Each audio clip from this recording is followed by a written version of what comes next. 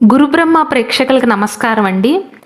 ఈ వీడియోలో వివాహ పొంతనలో భాగంగా మేషరాశిలో ఒక నక్షత్రమైనటువంటి అశ్విని నక్షత్రంలో జన్మించిన వారికి, అలాగే మకర రాశిలో ఒక నక్షత్రమైనటువంటి శ్రవణ నక్షత్రం, ఈ రెండు నక్షత్రాల్లో జన్మించిన అమ్మాయికి అబ్బాయికి వివాహం చేయవచ్చా?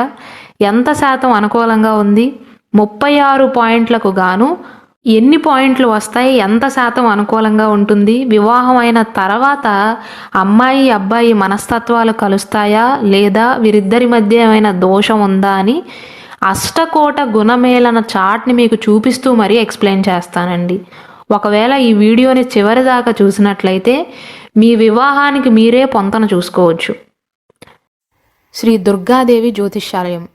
మీరు ఇప్పుడు వరకు ఎక్కడెక్కడో జ్యోతిష్యం చెప్పించుకుని నిరాశ చెంది ఉన్నారా? అయితే ఒక్కసారి ఈ గురువుగారికి ఫోన్ కాల్ చేసి చూడండి. ప్రేమ, పెళ్ళి, ఉద్యోగం, రాజకీయం, విదేశీ ప్రయాణం, ధనం నిలకడగా లేకపోవటం, భార్యాభర్తల మధ్య గొడవలు, ఆస్తి తగాదాలు, అప్పుల బాధలు, స్త్రీ పురుషుల ఎలాంటి గుప్త సమస్యలకైనా, ఎటువంటి సమస్యలకైనా ఒక్క రోజులోనే పరిష్కారం చూపుతారు. వీరు ఫోన్ నంబర్ 9542637206. ఇంట్రెస్ట్ ఉన్న వాళ్ళు ఎవరైనా ఏ టైంలోనైనా వీరికి కాల్ చేయవచ్చు. సాధారణంగా జ్యోతిష శాస్త్రం ప్రకారం అమ్మాయి అబ్బాయికి వివాహం చేసే ముందు ఈ వివాహ పొంతనను చూస్తారు. అంటే అమ్మాయి అబ్బాయి జాతకాలను పక్కన పెట్టుకుని వారిద్దరి మధ్య పొంతన ఎలా ఉంటుందో, ఎన్ని పాయింట్స్ వచ్చాయి, ఎంత శాతం అనుకూలంగా ఉంది అని చూసుకుని మాత్రమే వివాహాన్ని చేస్తారు. దానిలో భాగంగా అష్టకోట గుణమేళాన్ని చూస్తారండి. అంటే వర్ణకోటం, వశ్యకోటం, దిన, యోని, గ్రహమైత్రి, గణకోటం, రాశికోటం, నాడి, ఈ 8 డిఫరెంట్ టాపిక్స్ని చూసి దాని తర్వాత మాత్రమే నిర్ణయాన్ని తీసుకుంటారండి. అంటే మొత్తం 36 పాయింట్లు ఉంటాయి. మీకు అర్థమయ్యేలాగా చెప్పాలి అంటే ఈ మ్యారేజ్ కంపాటిబిలిటీ టెస్ట్ మొత్తం 36 మార్కులండి. 18 మార్కుల కంటే తక్కువ వస్తే ఆ వివాహం ఫెయిల్ అయినట్లు, అంటే వారిద్దరూ వివాహం చేసుకోకూడదు అనమాట. 18 పాయింట్ల కంటే ఎక్కువ వస్తే పాస్ అయినట్లు, అంటే 50% కంటే తక్కువ వస్తే ఆ అమ్మాయికి అబ్బాయికి మధ్య వివాహం సెట్ కాదు. 50% కంటే ఎక్కువ వస్తే వివాహం అనుకూలమే. ఒకవేళ 18 పాయింట్ల నుండి 24 పాయింట్ల మధ్యలో వచ్చిందనుకోండి, వారిద్దరికీ వివాహం చేయవచ్చు. వైవాహిక జీవితం అనేది సాధారణంగా ఉంటుంది. 24 పాయింట్ల నుండి 32 పాయింట్ల మధ్యలో వచ్చిందనుకోండి, అది మంచి మ్యాచ్గా చెప్పవచ్చు. అంటే జ్యోతిష్య శాస్త్రం ప్రకారం ఆ అమ్మాయికి అబ్బాయికి వివాహం చేస్తే వారి వైవాహిక జీవితం బాగుంటుంది. ఒకవేళ 32 పాయింట్ల కంటే ఎక్కువ వచ్చింది అనుకోండి, 32 నుండి 36 పాయింట్ల మధ్యలో కనుక వచ్చినట్లయితే ఆదర్శమైన మ్యాచ్గా చెప్పవచ్చు. చాలా అరుదుగా జరుగుతూ ఉంటుందండి. ఒక 100 జంటలకు వివాహ పొంతన చూస్తే అందులో 10 మందికో 11 మందికో మాత్రమే 32 పాయింట్ల కంటే ఎక్కువ వస్తాయండి. అంటే నేను మీకు చెప్పదలుచుకున్నది ఏంటంటే 18 పాయింట్ల కంటే ఎక్కువ వస్తే మాత్రమే ఆ అమ్మాయికి అబ్బాయికి వివాహం అనుకూలం. ఇక అసలు విషయానికి వస్తే, ఒకవేళ అబ్బాయి మేషరాశిలో జన్మించి, అంటే మేషరాశి అశ్విని నక్షత్రంలో ఏ పాదంలో జన్మించినా, అమ్మాయి ఏమో మకర రాశి శ్రవణ నక్షత్రంలో జన్మించింది అనుకోండి, ఏ పాదంలో జన్మించినా పర్వాలేదు. ఎందుకంటే అశ్విని నక్షత్రంలో ఉన్న 4 పాదాలు ఒకే రాశికి చెందుతాయి, మేషరాశికే చెందుతాయి. శ్రవణ నక్షత్రంలో ఉన్న 4 పాదాలు కూడా మకర రాశికే చెందుతాయి. కాబట్టి ఏ పాదంలో జన్మించినా పాయింట్లలో అయితే డిఫరెన్స్ రాదండి. ఇక్కడ మీకు చూపిస్తున్న అష్టకోట గుణమేళన ఫలితాలను చూసినట్లయితే అశ్విని నక్షత్రంలో జన్మించిన అబ్బాయిదేమో క్షత్రియ వర్ణం, శ్రవణ నక్షత్రంలో జన్మించిన అమ్మాయిదేమో వైశ్య వర్ణం. సాధారణంగా శాస్త్రం ప్రకారం ఈ వర్ణకోటం అనేది అమ్మాయి అబ్బాయి అహం స్థాయిని చెప్తుందండి. అంటే వారిద్దరి ఈగో లెవెల్స్ని చెప్తుంది, ఆధ్యాత్మిక అనుకూలతను చూపిస్తుంది. ఇక్కడ మీరు చూసుకున్నట్లయితే వర్ణకోటం అనేది వీరిద్దరికీ సరిపోతుందండి, ఇద్దరికీ అనుకూలంగా ఉంది. కాబట్టి వీరిద్దరూ ఒకరినొకరు బాగా అర్థం చేసుకోగలుగుతారు. పెద్దగా ఈగో ప్రాబ్లమ్స్ అయితే రావండి. వశ్యకోటాన్ని చూసుకున్నట్లయితే అబ్బాయిదేమో చతుష్పద, అమ్మాయిదేమో జలచర. ఇది సాధారణంగా ఉందండి. వశ్యకోటం అనేది యావరేజ్గా ఉంది కాబట్టి ఇద్దరికి వివాహమైన తర్వాత చిన్న చిన్న సమస్యలు వచ్చే అవకాశాలు ఉంటాయి. కానీ పెద్దగా భయపడవలసిన అవసరం లేదండి. వైవాహిక జీవితం అన్నాక సమస్యలు అనేవి అందరికీ సాధారణమే. అయితే మీకు చివర వచ్చిన పాయింట్స్ని మీరు కన్సిడర్ చేయాలి. తారాకోటాన్ని చూసుకున్నట్లయితే తారాకోటం కూడా సాధారణంగా ఉందండి, అంటే యావరేజ్గా ఉంది. కాబట్టి అమ్మాయికి అబ్బాయికి మధ్య స్నేహపూర్వకమైన వాతావరణం ఉంటుంది. కానీ ఒక్కొక్కసారి ఏమవుతుందంటే అబ్బాయి ఏమో అమ్మాయి మీద ఆధిపత్యాన్ని చెలాయించడానికి ప్రయత్నిస్తాడు, అమ్మాయి కూడా అబ్బాయి మీద ఆధిపత్యాన్ని చెలాయించడానికి ప్రయత్నిస్తుంది. కానీ బ్యాడ్ సిచ్యువేషన్ వచ్చినప్పుడు మాత్రం ఒకరికొకరు సహాయకారులుగా ఉంటారు. అంటే అమ్మాయి బాధలో ఉందనుకోండి, అబ్బాయి ఓదారుస్తాడు, అబ్బాయి ధైర్యాన్ని ఇస్తాడు. అబ్బాయి బాధలో ఉన్నాడనుకోండి, అమ్మాయి కూడా ధైర్యాన్ని ఇస్తుంది. యోనికోటం చూసుకున్నట్లయితే అశ్విని నక్షత్రంలో జన్మించిన అబ్బాయిదేమో గుర్రం, శ్రవణ నక్షత్రంలో జన్మించిన అమ్మాయిదేమో కోతి. వీరిద్దరికీ వివాహం జరిగిందనుకోండి, వీరిద్దరిలో సెన్స్ ఆఫ్ హ్యూమర్ని బట్టి చూసుకున్నట్లయితే అమ్మాయే ఎక్కువగా నవ్విస్తుంది. ఎటువంటి సిచ్యువేషన్లో ఉన్నా, అబ్బాయి కోపంగా ఉన్నా సరే అమ్మాయి తనకున్న సెన్స్ ఆఫ్ హ్యూమర్తో అబ్బాయిని ఈజీగా నవ్విచ్చేస్తుంది. బ్యాడ్ సిచ్యువేషన్ని కూడా గుడ్ సిచ్యువేషన్ లాగా మారుస్తుంది. అంటే హాస్యాన్ని ఎక్కువగా పండిస్తుందండి, చాలా సరదాగా ఉంటుంది. కానీ అమ్మాయికి కాస్త కోపం ఎక్కువగానే ఉంటుంది. కానీ అబ్బాయి కూడా అశ్విని నక్షత్రంలో జన్మించాడు కాబట్టి ఇద్దరికీ పోటాపోటీగా ఉంటుంది కోపం అనేది. యోనికోటం అనేది ఎబో యావరేజ్గా ఉందండి. కాబట్టి వివాహమైన తర్వాత ఆర్థిక స్థితి అనేది మెరుగుపడుతుంది. కానీ అప్పుడప్పుడు అమ్మాయి తరపు కుటుంబ సభ్యుల వల్ల కానీ లేదా అబ్బాయి తరపు కుటుంబ సభ్యుల వల్ల వారి వైవాహిక జీవితంలో చిన్న చిన్న సమస్యలు ఏర్పడే అవకాశాలు ఉంటాయి. మైత్రికోటాన్ని చూసుకున్నట్లయితే అబ్బాయి అశ్విని నక్షత్రంలో జన్మించాడు కాబట్టి మేషరాశికి అధిపతి కుజుడు, అమ్మాయి శ్రవణ నక్షత్రం మకర రాశిలో జన్మించింది కాబట్టి అధిపతి శని భగవానుడు. మైత్రికోటం అయితే పెద్దగా అనుకూలంగా లేదండి. కాబట్టి వీరిద్దరికీ వివాహం అయినట్లయితే వివాహమైన కొత్తలో అడ్జస్ట్ అవ్వలేకపోతారు.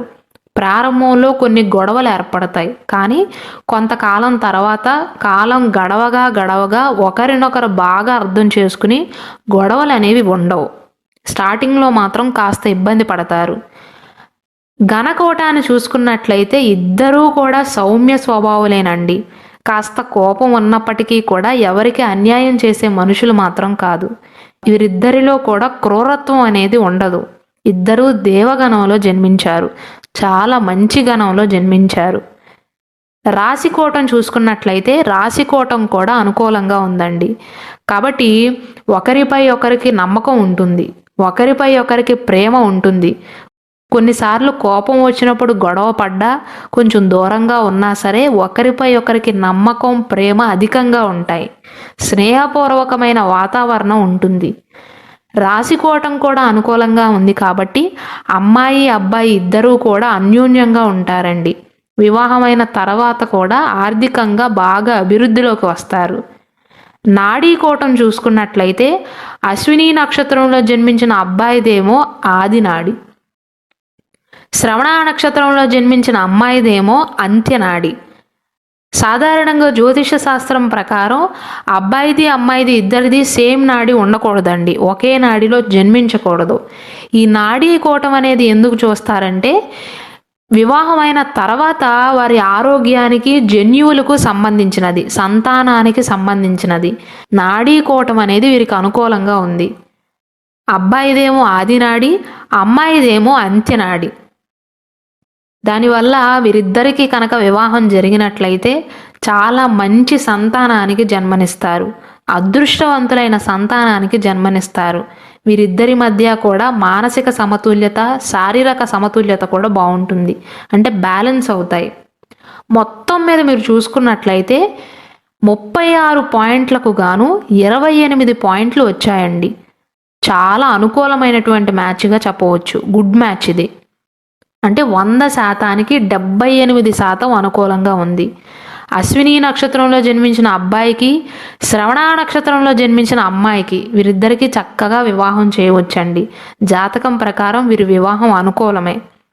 ఒకవేళ అబ్బాయి ఏమో శ్రవణ నక్షత్రంలో జన్మించి అమ్మాయి ఏమో అశ్విని నక్షత్రంలో జన్మించింది అనుకోండి, అప్పుడు వారిద్దరి మధ్య పొంతన ఎలా ఉంటుందంటే, ఇక్కడ మీరు చూసుకున్నట్లయితే అశ్విని నక్షత్రంలో జన్మించిన అమ్మాయిదేమో క్షత్రియ వర్ణం, శ్రవణ నక్షత్రంలో జన్మించిన అబ్బాయిదేమో వైశ్య వర్ణం. వర్ణకోటం అనుకూలంగా లేదండి. కాబట్టి ఈగో లెవెల్స్ ఒకే లెవెల్లో ఉంటాయి. తమ మాటే నెగ్గాలి అనుకుంటారు. అమ్మాయి ఏమో నా మాటే నెగ్గాలి అనుకుంటుంది, ఒక పక్క అబ్బాయి కూడా నా మాటే నెగ్గాలి అనుకుంటాడు. ఇద్దరికీ ఒకే రకమైనటువంటి పంతం, పట్టుదల ఉంటాయి. దానివల్ల ఆ విషయాల్లో కొంచెం జాగ్రత్తగా ఉండాలి. కొంచెం ఈగోకి సంబంధించిన సమస్యలు వచ్చే అవకాశాలు ఉంటాయి. వశ్యకోటాన్ని చూసుకున్నట్లయితే అబ్బాయిదేమో జలచర, అమ్మాయిదేమో చతుష్పద. వశ్యకోటం అనేది సాధారణంగా ఉందండి. కాబట్టి ఇంతకుముందు చెప్పినట్లుగా ఇద్దరి మధ్య ఈగో ప్రాబ్లమ్స్ ఉన్నప్పటికీ కూడా, సాధారణమైనటువంటి సమస్యలు ఉన్నప్పటికీ కూడా ఒకరినొకరు బాగా అర్థం చేసుకుంటారండి. ఆ సమస్యలను చూసి భయపడవలసిన అవసరం అయితే లేదు. తారాకోటాన్ని చూసుకున్నట్లయితే ఇది కూడా సాధారణంగానే ఉందండి, అంటే యావరేజ్గా ఉంది. కాబట్టి అమ్మాయి అబ్బాయి ఇద్దరి మధ్య కూడా ప్రేమ ఉన్నప్పటికీ, స్నేహపూర్వకమైన వాతావరణం ఉన్నప్పటికీ కూడా ఇంతకుముందు చెప్పినట్లుగా ఒకరిపై ఒకరి ఆధిపత్యాన్ని చలాయించడానికి ప్రయత్నిస్తారు. వీరిద్దరి నక్షత్రాలను బట్టి చూసుకున్నట్లయితే అబ్బాయి తగ్గడు, అమ్మాయి కూడా తగ్గదు. ఇద్దరూ పోటాపోటీగా ఉంటారు. కానీ ఒకరికొకరు సహాయకారులుగా ఉంటారు. ఇద్దరి మధ్య ఫ్రెండ్షిప్ అనేది ఏర్పడుతుంది. యోనికోటం చూసుకున్నట్లయితే అబ్బాయిని ఇండికేట్ చేసే యానిమల్ ఏమో కోతి, శ్రవణ నక్షత్రంలో జన్మించాడు కాబట్టి. అమ్మాయిని ఇండికేట్ చేసే యానిమల్ ఏమో గుర్రం. వీరిద్దరి మధ్య తేడా ఏంటంటే అబ్బాయి ఏమో ఎప్పుడూ కూడా నవ్వించడానికి ప్రయత్నిస్తాడు. ఎటువంటి సిచ్యువేషన్లో ఉన్నా, బాధగా ఉన్నా, కోపంగా ఉన్నా సరే అమ్మాయిని నవ్వించటానికే ప్రయత్నిస్తాడు. ఆ రకమైనటువంటి సెన్స్ ఆఫ్ హ్యూమర్ ఉంటుంది అబ్బాయిలో. అమ్మాయికి కూడా అబ్బాయి మీద చాలా ప్రేమ ఉంటుంది, కానీ కొన్నిసార్లు కోపం ఎక్కువగా ప్రదర్శిస్తుంది. అలాగే అమ్మాయి మనసులో ఉన్న ఆలోచనలు కూడా గుర్రంలాగా పరిగెడతాయి. యోనికోటం అనేది సాధారణంగా ఉందండి.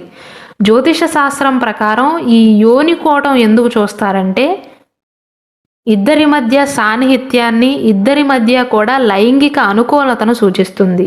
ఇద్దరి మధ్య ప్రేమను తెలియజేస్తుంది.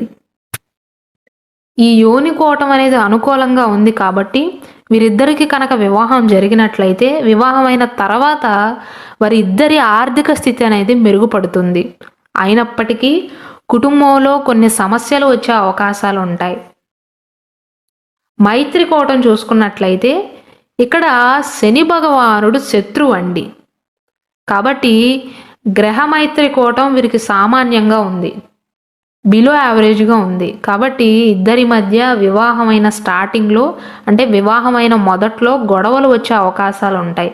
స్టార్టింగ్లో అనీజీగా ఉంటారు, సర్దుకోలేకపోతారు. కానీ కొంతకాలం తర్వాత విడదీయరాని బంధంలాగా మారుతుంది. ఇద్దరి మధ్య స్నేహపూర్వకమైన వాతావరణం ఉంటుంది. స్టార్టింగ్లో సమస్యలు ఉన్నా భయపడవలసిన అవసరమే లేదు. ఘనకోటాన్ని చూసుకున్నట్లయితే అశ్విని నక్షత్రంలో జన్మించిన అమ్మాయి, శ్రవణ నక్షత్రంలో జన్మించిన అబ్బాయి ఇద్దరూ కూడా దేవగణంలో జన్మించారండి. చాలా మంచి గణం. ఇద్దరూ కూడా సౌమ్య స్వభావులు. కాబట్టి ఘనకోటం అనేది అనుకూలంగా ఉంది.